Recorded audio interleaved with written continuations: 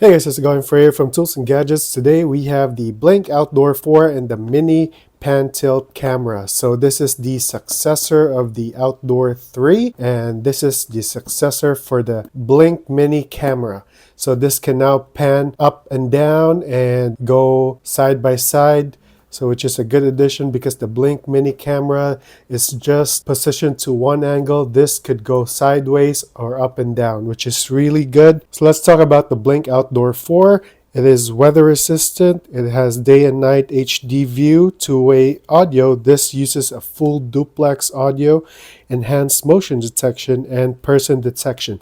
Take note that the person detection only works if you have a subscription on the Blink app. So you need a subscription to use this feature, and it claims to have a 2-year battery life. So I have the Outdoor 3, which also claims to have a 2-year battery life, but in reality, it just got a couple of months. But when in constant use, you will only get like a couple of weeks here, like 4 weeks or a month, when there's a constant like motion, and this captures the motion onto the local storage. Also, this has a 1080p camera, so there's no really upgrade on the sensors. When you're talking about the camera sensors, it has the same 1080p with the Outdoor 3, but they claim that this has a better night vision, so we'll be testing that out later. Okay, let's go ahead and unbox this. Let's slide it out.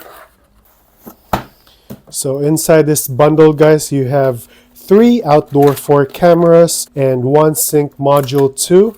So the Sync Module 2 is the same as the one you got with this Outdoor version 3 of this. So you still have the micro USB here at the bottom, and on the side you have the USB. You could put in the USB stick, and it supports up to 256 gigabytes of external storage. And in here you have 3 Outdoor 4 cameras, so it has the same dimensions here in the front, but only it differs here on the thickness of this camera, because the version 3 is like somewhere here, so this is slightly thicker. And on the left side of the camera, you have the speaker here, a very large speaker. And on top, you have the status indicator here. And you have the, I think this is the microphone here. And at the back, you have the screws here to take this thing out. You also have here the USB-C slot here. So it now features a USB-C slot compared to the Outdoor 3, which uses still the micro USB. So at the bottom here, you get this, I think this is the accessories. So this is the wall mounting here. You have the 2 AA batteries here. So we'll be opening this one in a sec. And also we have this, I think this is just for the angle. So you could just clip this in there. And then we'll be clipping this one at the back. So if you want to take like a downward shot. This is also used to open this one here at the back. So if you don't have any flathead screwdriver, you could use this to open this at the back. And they gave you like 2 free AA batteries, which is a good addition. So inside here you have the 2 AA battery slots there, and you have the reset button here. And also this features a IP65 rating, so this will survive like a rain outside the house, so the water won't get in this sides here, because it also has a gasket, which is pretty good. So let's go ahead and install the batteries in here. So at first I really thought that they upgraded this to a 3-slot battery to support like way longer recording time, but yeah, they still stick with a 2-slot battery here. Once that is done, there is a red light here in front, meaning that it's ready to connect to a sync module. And the camera here is like protruding out already, because on the Blink Outdoor 3 it's like kind of a bit flushed on the body. This one is protruding already, and this features a 143 viewing angle compared to the Outdoor 3, which pretty has like a 90-degree angle only. So this is a very good addition to the Outdoor 4. All right, so let's go ahead. Here at the bottom of this, you have the accessories for the charging blocks. Here you have the USB, micro USB cable here. And you have the charging adapter here. Okay, so let's just take this one out. So on the bottom here, it also has this, the mounting adapter. All right, and we have the Blink Mini Pan Tilt here. So I haven't pressed the recording button when I unbox this, but yeah, this is what's inside this box right here. So you have the base here, which pans like up and down, side to side, and at the bottom you have a screw here for the mounting adapters. At the bottom you have the camera itself here, so it is separated, but then you could just snap this on here and connect the micro USB cable here at the back.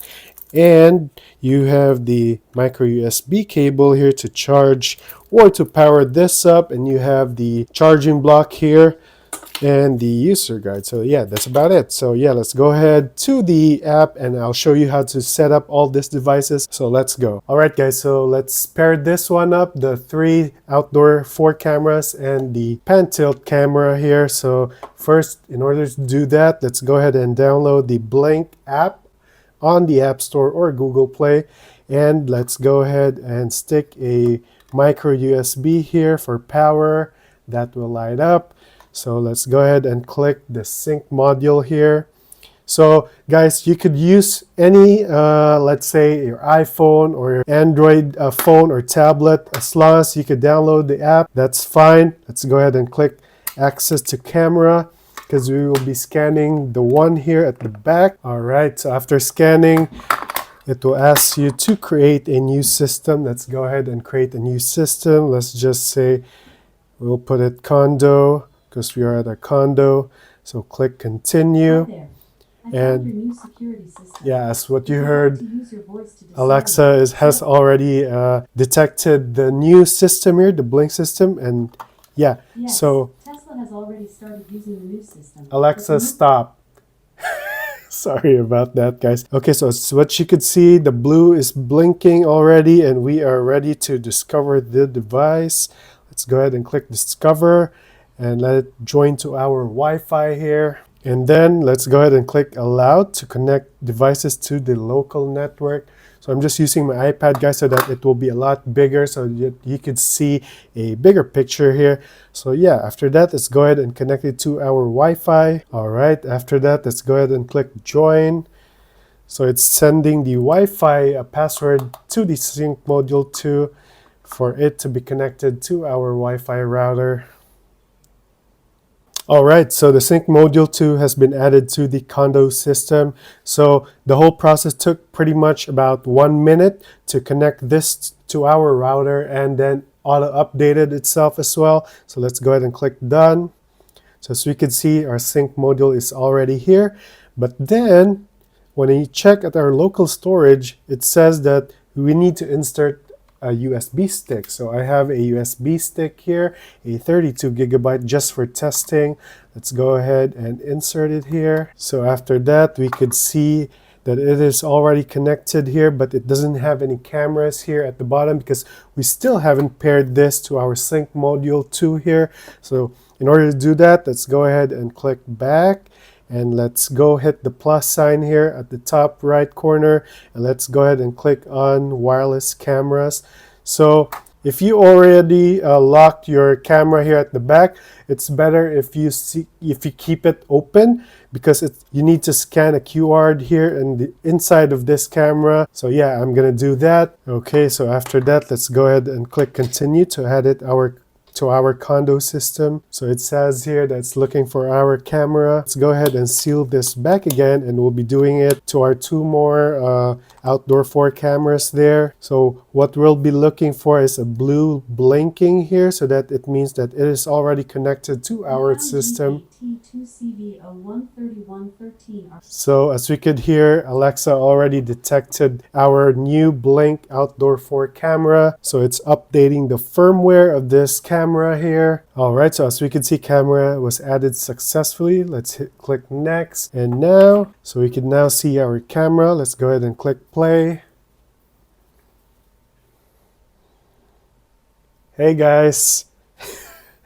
All right, so yeah, the quality is not bad. But yeah, it's still using the 1080p resolution camera, same as the Outdoor 3. But yeah, we'll be checking out the night vision of this when it's pitch black here already at the condo. So we'll be testing that one as well. I'll be showing you a footage here. So let's go ahead and click the settings here. So in the settings, you have the notification snooze, the motion detection. If you want to arm or disarm the system, refresh thumbnail. So the refresh thumbnail, guys, when you click that, it refreshes the thumbnail. And now let's go ahead and click on the settings here. Let's go to device settings. So we have the device name here. Let's go ahead and click that. Living room. All right, so battery level, you have the battery level, the battery extension pack, which we do not have. So in here we have the firmware version, the status LED, so when it's recording, but you could choose to set it to always off. You have your connection to Wi-Fi strength there and connection to sync module and your temperature. So the temperature of this device, it would show here. So let's hit back and let's go to motion settings. So in the motion detection settings, set this at on, and you have the motion recording type. So you have all motion here or the person detection. So once again, the person detection here, you could only activate this when you have a subscription to the Blink subscription. But if you don't have, then all motion is your only option here. All right, so let's go ahead back, and you have the motion sensitivity here, 1 all the way up to 9. So 1 is the less sensitive when triggering when motion is detected, and 9 is the most sensitive. When even a slight motion is detected, it will show up on your notification. Let's go ahead and click motion zones here. So motion zones, so there's two types of motion zones here, activity zones and privacy zones. So basically this means like activity zones, like you want to choose this grayed out. So meaning the activity zones right here is the ones when there is something moving here in this portion will be the only time that it will trigger and record a motion clip and display a notification that there is an activity, something going on here on this part right here. All right, guys, so let's go ahead to privacy zones here. So for example, this is my bed right here, and I don't want anything recording when I'm moving in my bed at night. So all I do is click any here in the table and just drag it just like that, and you could reposition it just like that or there. So let's go ahead. If you're okay with that, click done, and it wouldn't activate a motion recording or notification when there is something moving in this area right here. All right, so the next setting here, we have the re-trigger time. So meaning it re-triggers the motion sensing after a few seconds that you set here, after the clip has been saved or motion has been detected. So for example, there's still a motion right now, then the motion already stops. So it stops the recording right there and then, and it waits for 10 seconds because you set the re-trigger time for 10 seconds. So it waits for 10 seconds. Even if there's motion here going on, in that span of time, that 1 second to 9 to 10 seconds, it wouldn't re-trigger the camera to capture or record a motion that is going on. But if you want to set for a longer time, you could choose like up to 60 seconds or a minute. I always just set mine to 10 seconds. All right, so here we have the video and photo settings. So the motion clip, I usually set this to 20 seconds, but you could go all the way up to a minute for that. So the shortest is 5-second clip. So I set mine to 20 seconds. And the video quality here, you have best, standard, or saver. I usually choose best. And it prompts you here, higher video quality will reduce battery life. So yeah, if that's okay, if you don't bother changing batteries that often, yeah. So here, end clip early if motion stops. So let's say right now there's a motion and it suddenly stopped. So automatically cuts the clip already. So it wouldn't go all the way to 20 seconds. And you have the night vision here. I usually set mine to auto, so you could have that on or off. And then we have the IR sensitivity here. So the intensity of that, you could choose low, medium, high. So here you have the photo capture. So I just usually turn that to off. So meaning of that, when you take the photo capture every hour, so the thumbnail here refreshes every hour, which I do not want. So I'm just gonna stick it to like off that time. So you have the audio settings here. I usually set mine to full audio. You have the privacy zones here, the video recording, and yeah, that's about it. So yeah, let's go ahead. I'm just gonna pair the remaining outdoor 4 cameras here, and we'll be pairing this one as well, and we'll test the video quality on this new version of the outdoor 4 and the mini pan tilt camera. So yeah, let's stay tuned.